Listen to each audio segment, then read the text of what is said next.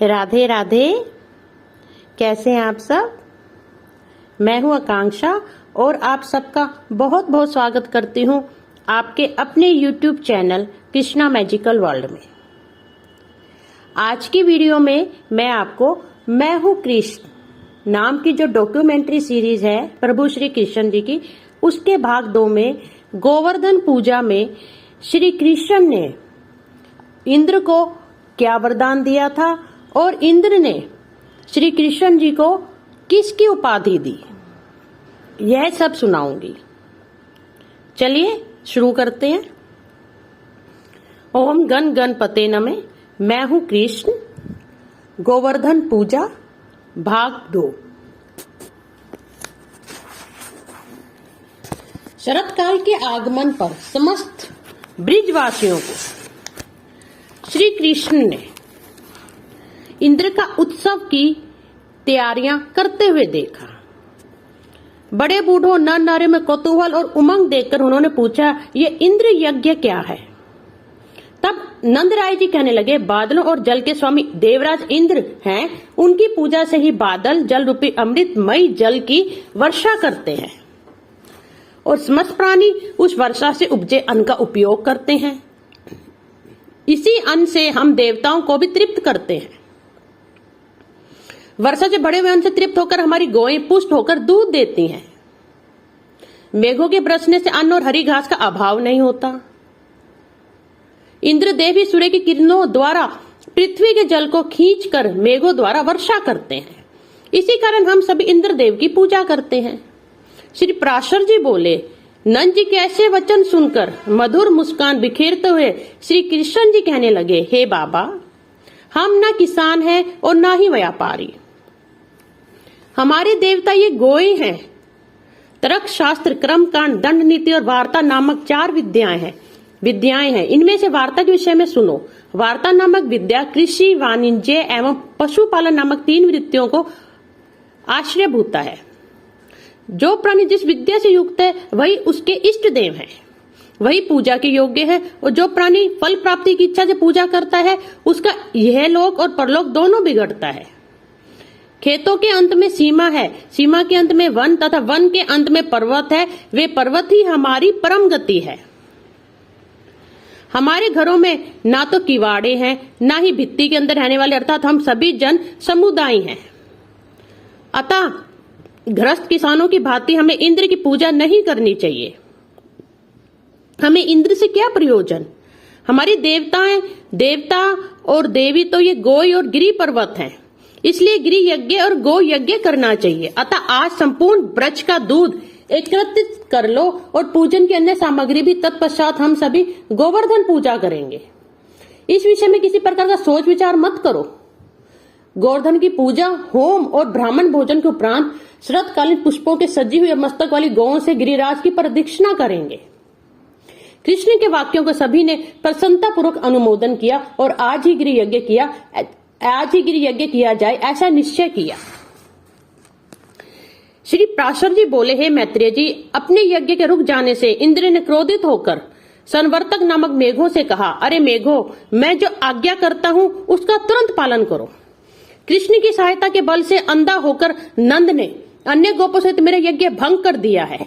इसलिए जो उसकी जीविका और गोपोत्व का कारण है, मेरी आज्ञा से उन गौओं को वर्षा और भीषण वायु युक्त तूफान से पीड़ित कर दो। मैं ऐरावत हाथी पर सवार होकर तुम्हारी सहायता करूंगा। श्री पराशर जी ने कहा कि इंद्र की ऐसी आज्ञा सुनकर गौओं को नष्ट करने के उद्देश्य से मेघों ने प्रचंड वर्षा करना आरंभ किया। मूसलधार वर्षा होने लगी। इस तरह मेघों के बरसने से संसार के अंधकारपूर्ण हो जाने पर समस्त लोक जल में ऐसा दिखने लगा। वर्षा और प्रचंड वायु के चलने से गौओं का शरीर सुन्न हो गया। वे कांपती हुई प्राण छोड़ने लगी। हे महामुनि, वायु से कांपते हुए दीन बछड़े मानो व्याकुल होकर कृष्ण से रक्षा की गुहार करने लगे। हे मैत्रेय, उस समय संपूर्ण गोकुल को व्याकुल देखकर श्री कृष्ण जी ने विचार किया कि अब मुझे संपूर्ण ब्रिज मंडल की रक्षा करनी ही होगी।